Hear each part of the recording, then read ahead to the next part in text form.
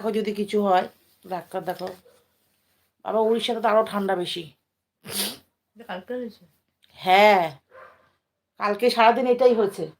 আর মঙ্গলবার 11টা 12টা বাজে ওরকম হয়েছে। সন্ধ্যে 7টা 15তে উনি মারা গেছেন, কিন্তু ডাক্তাররা কিন্তু অনেক চেষ্টা করেছে গো, অনেক চেষ্টা করেছে।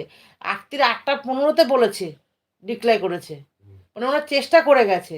কি 7টা 15তে উনি মারা গেছে লাস্ট।